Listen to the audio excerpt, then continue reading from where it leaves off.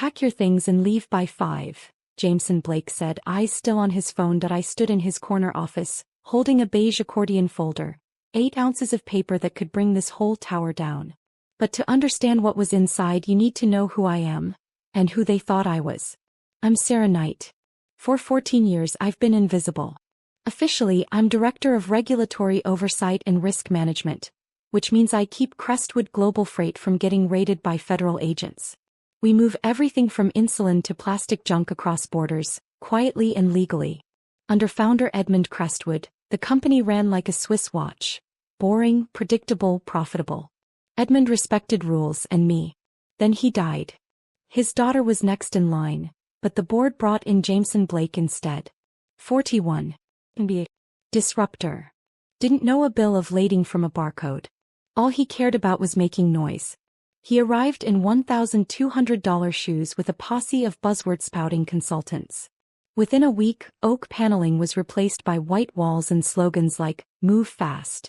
Longtime leaders vanished. His hand-picked replacements? Unvetted, unknown, even suspicious. 6 weeks in, red flags popped up in procurement. Vendors with no addresses, no licenses, incorporated days before signing contracts. All approved without my sign-off. If you're new here and enjoying these powerful stories, make sure to hit that subscribe button and stay tuned for more. Let me know in the comments what part of today's story touched you most. I confronted his chief of staff, Adrian.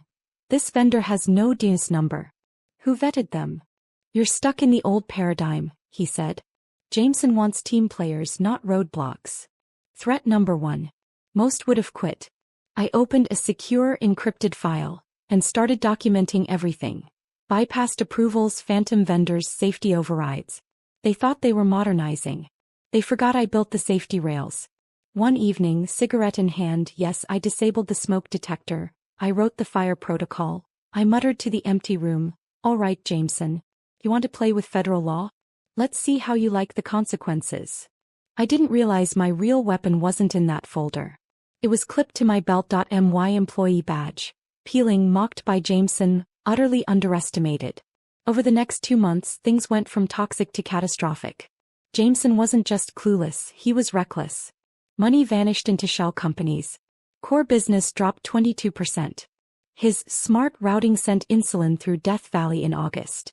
But the real tipping point? The coffee. For 20 years we had real coffee, fair trade with cream. One Monday, it was replaced by app-based dispensers that served lukewarm sludge after forcing you to watch an ad. The memo called it leveraging micro-moments for internal brand engagement. That's when I knew the company was bleeding out. I dug into financials, hidden but not from me. Revenue cratering.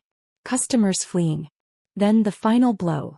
An email titled, Operational Restructuring Initiative, Phase 3.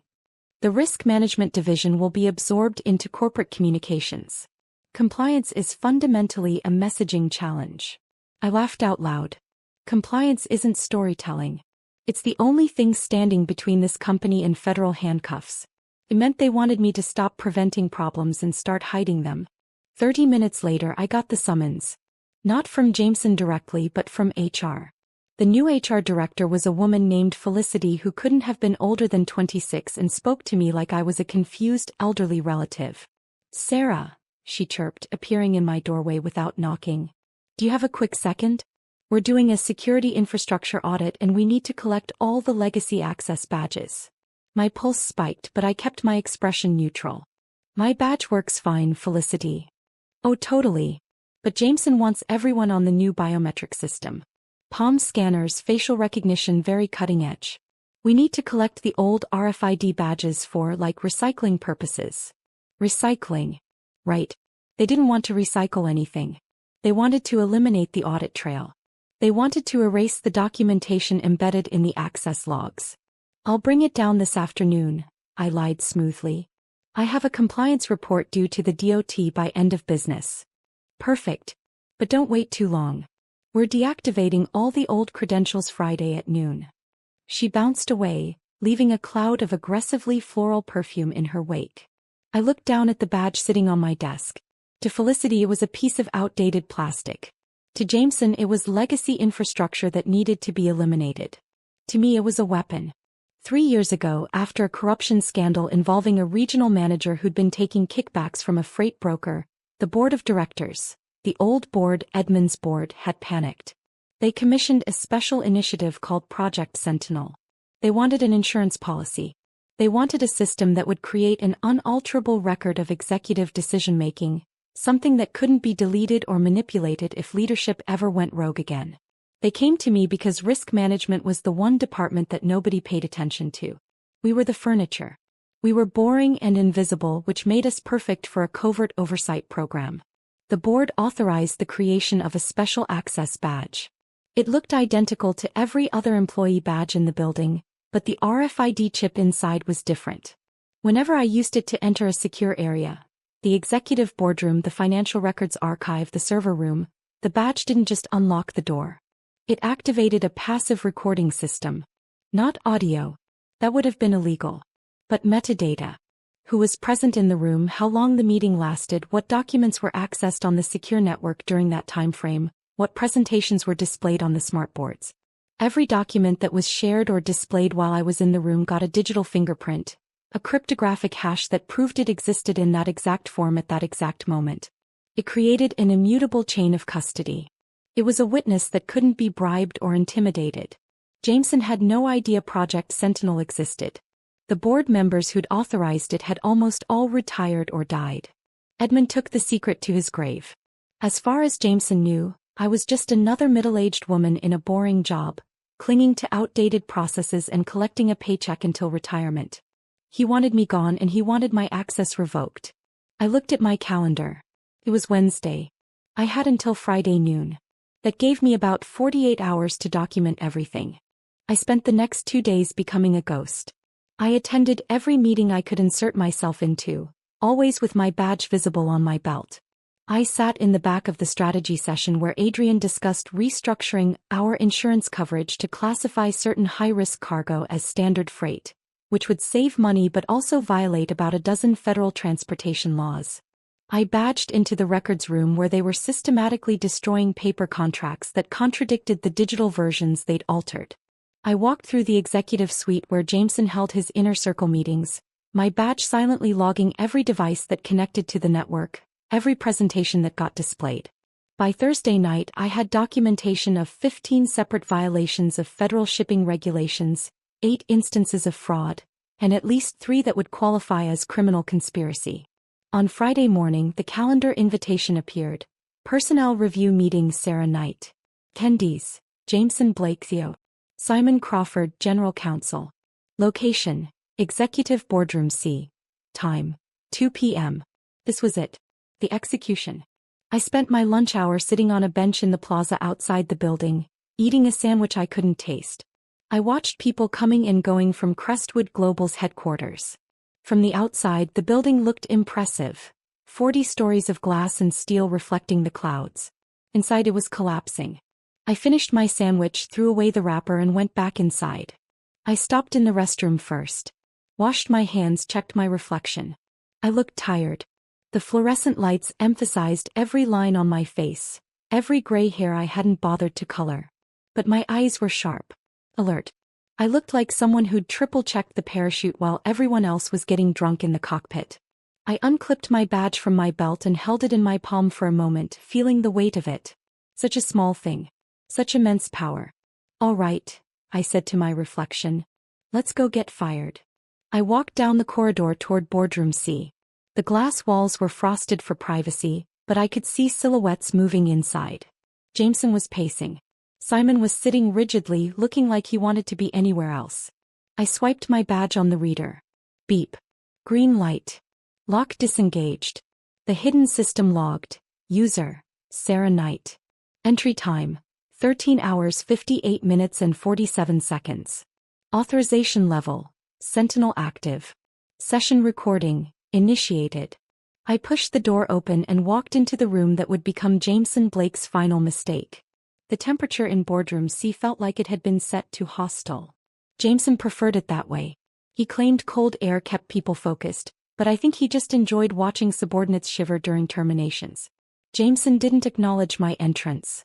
He was scrolling through his tablet with theatrical intensity, performing the role of extremely busy suit.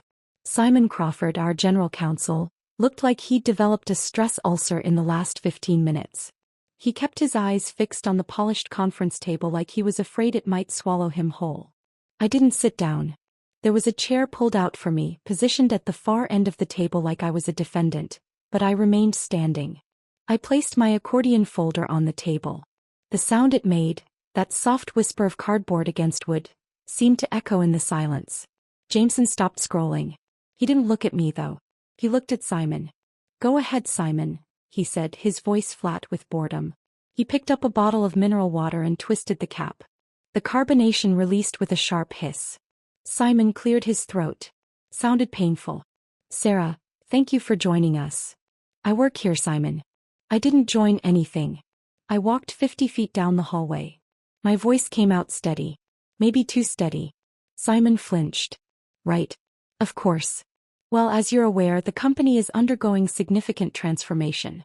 We're streamlining operations, consolidating departments, and unfortunately that means eliminating some positions that no longer align with our strategic direction." "You're firing the compliance department," I said flatly. "You're removing the only people who prevent this company from getting indicted." "We're integrating compliance," Jameson snapped, finally looking at me. His eyes were pale blue and empty. "We don't need a whole department of people saying no to innovation. We need agility. We need enablers. And frankly, Sarah, your attitude is outdated. You're stuck in the past." "My attitude is called following federal law," I replied. "But I understand that's not compatible with your vision." "This isn't a debate." Jameson waved his hand dismissively, like he was swatting away an insect. "Your position is eliminated effective immediately. We're offering you 4 weeks of severance in exchange for signing a comprehensive non-disclosure agreement. If you refuse, you get nothing and we'll fight your unemployment claim on grounds of performance issues." Performance issues. I let the words hang in the air. "I have 14 years of exemplary reviews." "You've failed to adapt to new leadership," Jameson said with a cold smile. "You've been obstructive, resistant to change, and frankly, you've become a liability." "Simon has your paperwork." Simon slid a thick document across the table toward me. The NDA. The gag order. The legal muzzle they wanted to strap over my mouth before throwing me out. "I'm not signing that." Jameson let out an exaggerated sigh. "Of course you're not. Simon, call security. I don't have time for whatever breakdown she's about to have. I have an investor call in 10 minutes. "Security will escort you out," he said, the words dripping with contempt. I reached for my belt clip. The sound of the plastic snap releasing echoed in the silent room. "You're right, Jameson," I said calmly. "Security should definitely be called. But not for me." I didn't hand him the badge. Instead, I slid it across the polished table toward Simon. It spun slowly, gliding over the wood like a hockey puck on ice, coming to rest directly in front of his shaking hands. "What is that?" Jameson asked, irritated. "Simon," I said, ignoring Jameson entirely. "Look at the serial number on the back of the badge. Below the barcode." Simon looked at me, confused and terrified. He picked up the badge like it might explode. He turned it over. Squinted at the tiny numbers printed in red ink. Sentinel 00, like, override. The color drained from his face so fast I thought he might pass out. He dropped the badge like it had burned him. "Oh God," he whispered. "What?" Jameson barked. "What am I looking at?"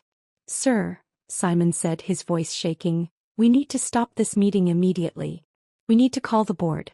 We need." "Why?" Jameson demanded, standing up.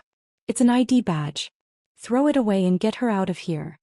"That badge isn't just an ID," I said calmly. "It's a recording device. Specifically, it's a board-authorized surveillance tool designated under Project Sentinel. It's been documenting every meeting, every decision, every regulatory violation for the past 3 months." Silence. The kind of silence that feels like the air has been sucked out of the room. Jameson looked between me and Simon, his irritation morphing into confusion and then slowly into something that looked like fear. "Simon," he said slowly, "tell me this isn't what I think it is." "The Sentinel badge," Simon said, his voice barely audible, "was authorized by the original board of directors after the Hutchins corruption scandal. It creates an encrypted audit trail of all executive-level activities. It's inadmissible in court, but it's admissible to the board and to federal regulators as supporting evidence for investigation. How long? Jameson asked, looking at me now with genuine alarm. How long has what been active? I asked pleasantly. How long have you been recording us? Since the day you walked into this building, I said. The audit committee never deactivated Project Sentinel after Edmund died. They wanted oversight during the transition. I'm the oversight. Jameson laughed, but it sounded forced.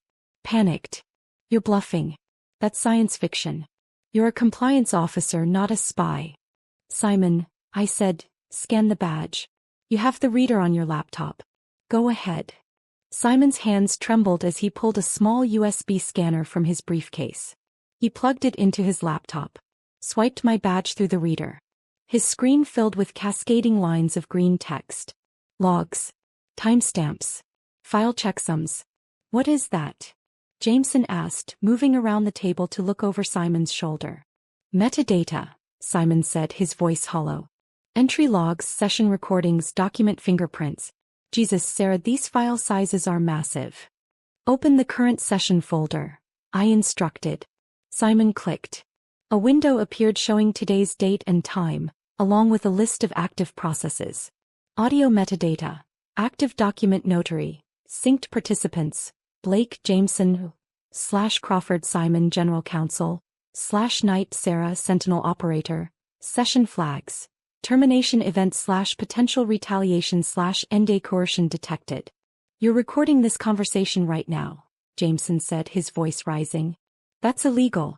That's wiretapping. Actually, I said, leaning casually against the wall, if you check your employment contract, Section 19, Paragraph D, you'll find that all executive meetings on company property are subject to internal monitoring for compliance purposes. Edmund put that clause in 20 years ago. You signed it when you took the job. You waived your expectation of privacy. Simon was reading something on his screen, his face getting paler by the second. Jameson, he said quietly, she's right. The policy is in your contract. And it specifically states that monitoring can be conducted by designated compliance officers without notification. I don't care about policy. Jameson shouted. I'm the CEO. I can override this. You can override future policies, Simon said, slumping in his chair. You can't override a board directive that existed before you were hired. And you definitely can't override the chain of custody on a federally recognized audit instrument. He looked at me with a mixture of horror and grudging respect. You didn't just record this meeting, did you? I recorded everything, Simon. Every meeting where you discussed circumventing safety regulations. Every conversation where Adrian bragged about paying off that port inspector in Charleston. Every time Jameson approved vendor payments to shell companies from his personal tablet while connected to the boardroom network. I pulled the accordion folder closer and opened it. This folder contains the index. 14 weeks of documentation. Every illegal decision, every fraudulent transaction, every violation of federal transportation law. Jameson stared at the folder like it was a bomb. Which in a sense it was. He reached out with a trembling hand and flipped it open. The pages inside were neatly organized. Chronological. Devastating. Page 1. Summary of unauthorized vendor payments totaling $6.7 million to unverified offshore entities. Page 2. Transcript excerpts from meetings discussing insurance fraud and cargo misclassification. Page 3. Timeline of Jameson's instructions to IT to delete subpoenaed emails from the DOT investigation. Page 4. Documentation of the systematic firing of protected whistleblowers. This is. Jameson stammered. Evidence, I finished for him. And here's the best part. I didn't just save it locally. Remember those system glitches I kept experiencing? My access being intermittently locked out? That wasn't IT maintenance. That was the Sentinel protocol uploading everything to the external audit firm the board retains. The one in Geneva. I checked my watch. The upload completed at 1:47 p.m. The automated alert was sent to the board chairman 17 minutes ago. He's probably reading the executive summary right now. Jameson looked at Simon with wild eyes. Fix this. Delete it. Shut her down. I can't, Simon said, taking off his glasses and rubbing his face. It's a distributed ledger system. The moment it uploaded to the external auditors, it became permanent. Even if we burned this building to the ground, the records exist. I'll sue her, Jameson said. I'll sue the board. I'll sue everyone. On what grounds? I asked. I'm operating within my authorized scope as Director of Risk Management. Everything I documented was within my official duties. In fact, if I hadn't documented these violations, I'd be complicit in the crimes. Jameson's phone buzzed on the table. Then again. Then a third time in rapid succession. He looked at the screen. The color drained from his face. Chairman Langford, incoming call. He stared at it. Didn't answer. You should probably take that, I said helpfully.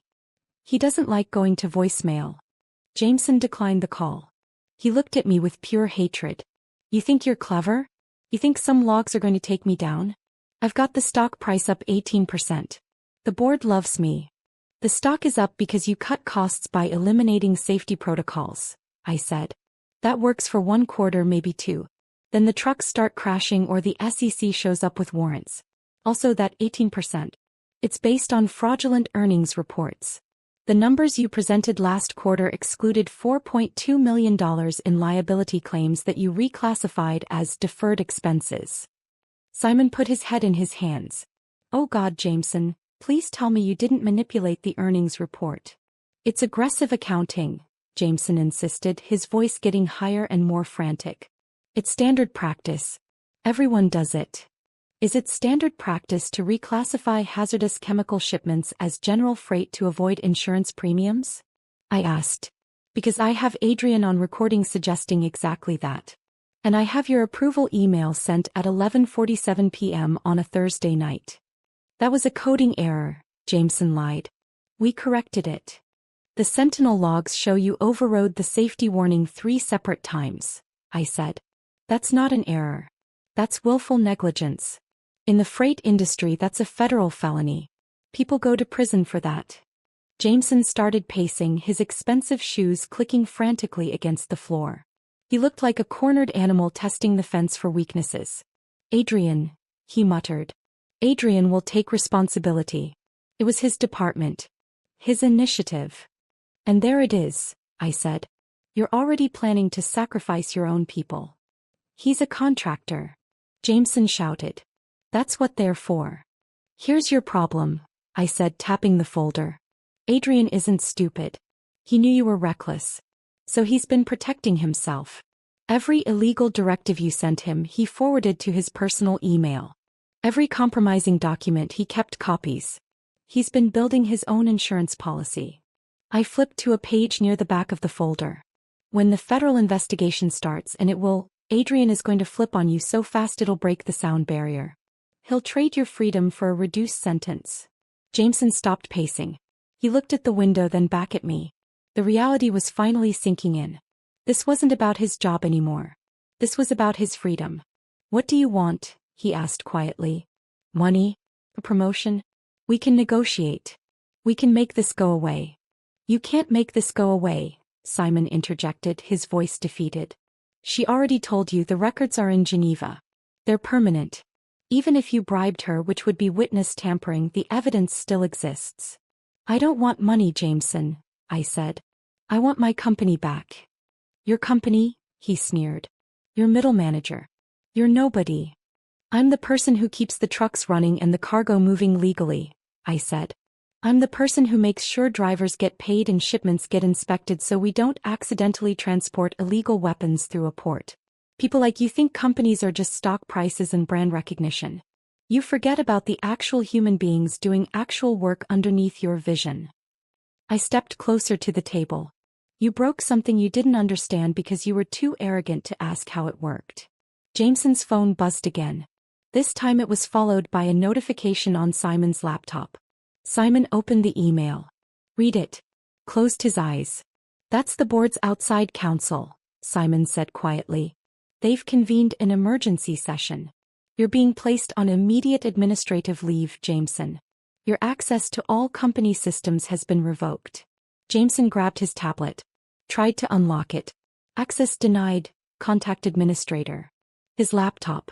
Same thing. System locked, authorization required. He looked up, eyes wide with panic. They can't do this. I'm the CO. Not anymore, I said. Right now you're a liability waiting for formal termination. The door to the boardroom opened. We all turned. A man in a gray suit stood in the doorway. I recognized him, Frank Delacroix, head of corporate security. Behind him stood 2 more security officers. Mr. Blake, Frank said professionally, I've been instructed by the board to escort you from the premises. You're not permitted to return to your office.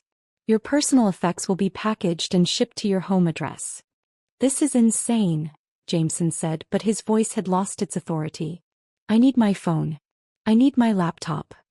Company property will be retained as part of the investigation, Frank said. Sir, please come with us. Jameson looked at me one last time. You're going to regret this. I'll bear you. I have lawyers. I have connections. Good luck with that, I said. But you might want to save your legal funds for your criminal defense attorney. The SEC takes fraud very seriously. Frank and his team escorted Jameson toward the door. He was still protesting, still making threats, his voice echoing down the hallway even after the elevator doors closed. When the sound finally faded, Simon and I were alone in the boardroom. He sat there for a long moment, staring at nothing. So, he finally said, what happens to me? That depends, I said. Were you complicit or just intimidated? Intimidated, he said immediately. I knew what he was doing was wrong, but every time I pushed back he threatened to fire me. He said I was being obstructive. He said if I couldn't support the vision, he'd find someone who would. That's called a hostile work environment, I said. Document it. Write down every instance where he retaliated against your legal advice. The board is going to want to know who knew what and when. You're helping me? He looked genuinely surprised. You're weak, Simon. But you're not malicious. Jameson was the cancer. You were just infected tissue. If we excise him properly, maybe the rest can heal. I sat down in the chair across from him. Besides, I need you. You know where all the bodies are buried. If we work together, we can help the auditors untangle this mess. What do you need from me? Project Phoenix, I said. Jameson's asset liquidation plan. He encrypted those files. You have the key. Simon hesitated, then nodded slowly. I have it. He made me hold on to it in case something went wrong. Of course he did. I smiled grimly. Smart. He made you the co-conspirator so you couldn't testify against him. I didn't want any part of it, Simon said miserably. I believe you. Now prove it. Help me decode those files before the auditors arrive. I checked my watch. They'll be here in about 90 minutes. I stood up and clipped my badge back onto my belt. It felt heavier now. The weight of what it represented. Come on, I said. Let's go to your office. We have work to do. We walked out of the boardroom together. The office floor was buzzing with whispers and sideways glances. People had seen Jameson being escorted out. They'd seen me walking freely with the general counsel. The old king was dead. And everyone was trying to figure out who ruled now. I walked past the reception desk where Jameson's brand ambassador used to sit. I walked past the expensive abstract art he'd bought with company funds. I stopped at the coffee station with the terrible app-based machines. First order of business, I said to Simon. Get rid of these things and bring back the old coffee service. Simon let out a weak, semi-hysterical laugh. Consider it done. The next 72 hours were a controlled demolition. The board moved fast once they saw the full scope of Jameson's fraud. By Monday morning, the external auditors had set up a war room in the main conference center. By Tuesday, the SEC had opened a preliminary investigation. By Wednesday, the company's lawyers were in settlement negotiations with the Department of Transportation over the safety violations. My role shifted from invisible bureaucrat to critical witness. I spent hours being deposed by attorneys, walking auditors through the documentation, explaining the technical details of how the Sentinel badge worked. The badge itself became evidence, sealed in a tamper-proof bag and logged into the federal chain of custody. But I still had work to do. With the board's emergency authorization, I started cleaning house. I terminated Adrian. I let go of the entire team of external consultants who'd enabled Jameson's fraud. I fired the VP of Strategic Innovation, who turned out to be Jameson's college roommate with no actual qualifications. I walked through the office with Frank from security at my side, carrying termination notices and collecting access badges. Some people cried. Some people argued. One consultant actually tried to hide under his desk. "You can't do this," he whimpered from beneath the ergonomic workspace. "I have a contract." "Your contract was with a fraudulent administration," I told him. "And according to our expense reports, you billed $18,000 for consulting services that consisted of creating PowerPoint slides with motivational quotes. Leave the succulent plants. They're company property." We stripped the aggressive white paint from the walls and returned them to the original warm gray. We removed the meaningless motivational slogans. We rehired the VP of International Operations, who was thrilled to cut short his retirement. The office began to stabilize. The manic energy of false innovation was replaced by the steady, productive rhythm of actual logistics work. Phones ringing. Problems being solved. Trucks being routed efficiently. Cargo moving legally across borders. But there remained one massive complication: the board itself. They were grateful, certainly. I'd saved them from a catastrophic scandal and probably criminal liability. But I'd also demonstrated that I possessed enormous power over them. I held the keys to the surveillance system. I had documentation of everything. That made me dangerous. Chairman Langford flew in from Boston on Friday evening. He requested a private meeting. Just him and me in the executive boardroom where everything had unfolded the previous week. "Sarah," he said, settling into a chair that had recently belonged to Jameson. "You've performed an extraordinary service for this company." "I did my job, sir." "You did far more than your job." He folded his hands on the table. "You acted as an independent oversight mechanism. That was your mandate under Project Sentinel." "Yes, sir." "The board is uncomfortable with that arrangement continuing indefinitely," he said carefully. "Having a permanent internal surveillance officer with that level of clearance creates complications." "Here it comes," I thought. He slid an envelope across the table. "We'd like to offer you early retirement. Full pension, extended benefits, and a substantial bonus. In exchange, we'd need you to surrender the Sentinel badge and allow us to deactivate the program." I picked up the envelope. Looked inside. The check was impressive. Enough to buy a house on the coast and never work another day in my life. I looked at Chairman Langford. He was smiling, but his eyes were calculating. He wanted the weapon disabled. He wanted to return to a world where executives could make questionable decisions without a permanent witness. I picked up the check. Held it up to the light. Then I tore it in half. Langford's smile evaporated. "Sarah, that's a very generous offer." "It is," I agreed. "But you're missing something fundamental, sir. I didn't do this to get rich. I did it to protect the people who actually do the work here. The drivers. The warehouse staff. The dispatchers." I leaned forward. "If I take your money and walk away, who stops the next Jameson? Who stops you if the board cuts the maintenance budget to boost dividends? Are you threatening us?" Langford asked, his voice hardening. "I'm insuring you," I said. "As long as I'm here and that badge exists, everyone follows the rules. Including the board. Especially the board. We could simply terminate your employment." "You could try," I replied calmly. "But Sentinel includes recordings of board meetings discussing questionable accounting. If I'm fired without cause, those files auto-release to federal regulators. Edmund built that failsafe in. It was a bluff. Edmund had done no such thing. But Langford didn't know that. He studied me, then surprisingly smiled. A real one. You're a remarkable pain in the ass, Sarah." "Thank you, sir." "The board will discuss this," he said, standing. "But I suspect we'll reach an accommodation.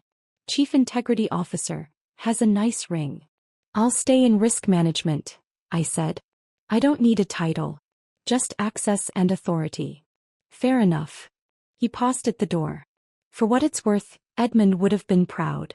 He always said the company needed a conscience. I'm glad he found one. After he left, I sat alone as sunset painted the skyline gold. The city looked peaceful. Clean. But I knew better. Every company has corner cutters. I stood, straightened my jacket and stepped out, badge heavy and reassuring on my hip. 3 months later, Everything was boring again. Wonderfully boring. Walls restored. Coffee decent. Stock stable. No hype, just honest, profitable logistics. Jameson took a plea deal. 34 months, banned for life from corporate leadership. Last I heard, he was writing a book about persecuted innovators. It'll sell 6 copies, to his mom. Adrian flipped, got probation, and now sells Florida real estate. Hope he's honest about it. The board hired Eleanor Park. 30 years in supply chain, zero tolerance for disruption. Her first move? Increase the maintenance budget. As for me? Same desk. Same files. New title, Senior VP of Institutional Integrity. They couldn't fire me or buy me out, so they promoted me. Now whispers follow me through the halls. Don't cut corners. Sarah always finds out. That's the point. Edmund didn't want spies, he wanted accountability. Tonight I'm the last one in the building again. The port glows in the distance. Trucks, ships, the quiet choreography of global commerce. It's not glamorous. It's honest work. I touch my badge. The LED blinks. System status, active. Watchdog protocol engaged. I turn off the lights. Don't lock the door. No one dares enter. Bernard the night guard waves. Evening, Ms. Knight. Stay warm. Outside the city hums. I'm no hero, just a safeguard. Someone who watches the watchers. Who cares more about doing the job right than looking impressive. Edmund chose me for this 14 years ago. I'll keep at it until the systems outlive me. Walking to my car, the badge catches the light. A small gleam in the dark. The ghost in the machine. The witness who won't be silenced. Tomorrow, a new vendor contract. Odd manifests from Houston. Routine work. Boring work. The best kind. Understanding the why. You might wonder why I risked everything against Jameson. It traces back 10 years. To Cleveland. A warehouse collapsed. No explosion. Just ignored maintenance reports and deferred repairs. 2 dead. Harold Peterson, 53 weeks from retirement. Rachel Oakes, 24, newly engaged. Preventable. Edmund paid for both funerals himself. Called me into his office, aged overnight. Audits are just paperwork, he said. I need someone who cares more about preventing disasters than being popular. That day Project Sentinel was born. He didn't want surveillance. He wanted a conscience. Can you do that? He asked. I said yes. When Jameson started tearing down those safeguards, prioritizing stock prices over safety, I knew another disaster loomed. I couldn't let another Harold, another Rachel. So I documented everything. Built the case. Waited. Not for revenge. For the people who depend on us getting it right. Not for revenge. Not for recognition. For the drivers who trust their trucks won't fail. For the hospitals waiting on insulin. For the towns sleeping soundly because hazardous cargo was logged, inspected, and handled right. Compliance isn't red tape. It's protection. Edmund knew flashy innovation means nothing without accountability. So he built Sentinel. And I became its keeper. 6 months later, the SEC fined the company, but spared it criminal charges thanks to our cooperation. Jameson got 34 months. At sentencing, I told the court, he saw shipments as profit lines, not lifelines. The board made Sentinel official, now called Institutional Integrity Oversight, with 3 independent badges across risk, audit, and ethics. Other companies are adopting similar models. Then a Friday night call from security. A woman named Rachel Oakes is here. My blood ran cold. Rachel died in the Cleveland collapse. But it was her sister Amy. She handed me a $50,000 check to fund a scholarship in Rachel's name, for students committed to safety and integrity in logistics. We trust you, she said. People like Jameson think they matter. But it's people like you who hold everything together. I framed the old Sentinel badge on my wall. Today, I'm EVP of Corporate Governance. Crestwood is thriving, not with hype but with boring, bulletproof reliability. Eleanor Park says clients choose us because you do what you say you'll do. My phone lights up, full fleet inspection complete. 0 violations. I reply, that's exactly what I like to hear. Not glamorous. Not exciting, just necessary. And more than enough.